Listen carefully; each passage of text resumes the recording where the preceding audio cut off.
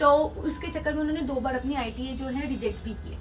ये Mr Shikhar Soni and Mrs Aarti Soni का Canada permanent residency का अप्रूवल लेटर है।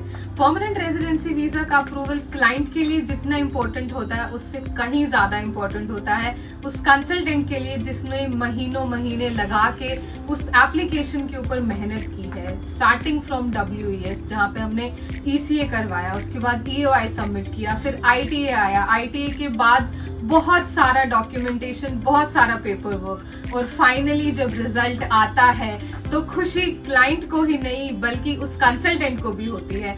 आइए हम जानते हैं इस क्लाइंट की स्टोरी। मिस्टर शिखर सोनी का जो केस था हमारे पास रेफरेंस के थ्रू आया, हमारे ही क्लाइंट के थ्रू जो ऑलरेडी कनाडा में है, एंड उनका जो केस था उसमें काफ़ी ज़्यादा कॉम्प्लिकेशंस भी थे एंड चीज़ें उनको उस हिसाब से गाइड भी करनी थी हमें थ्रू आउट द प्रोसेस। तो सबसे पहले उनको यही था कि उनकी वाइफ को उनको ऐड करना है नहीं करना है, तो उसके चक्कर में उन्होंने 2 बार अपनी ITA जो है रिजेक्ट भी किए। एंड ITA रिजेक्ट करने के बाद अल्टीमेटली मैंने उनको काफ़ी कन्विंस किया एंड उसके बाद वो चीज़ों को कन्विंस करने के बाद, सुनने के बाद उन्होंने अपनी वाइफ की भी एप्लीकेशन लगाई and both of them have successfully receive there permanent resident of Canada.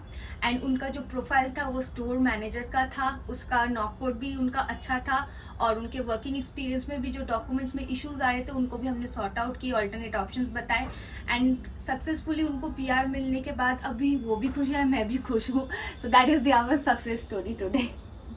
So this was from Mrs. Deepmala, who was also immigration consultant of Mr. Shikhar Soni. If you also want to pursue for Canada permanent residency visa, contact us today so that our expert team can connect back with you with complimentary IELTS training as well as permanent residency visa counseling.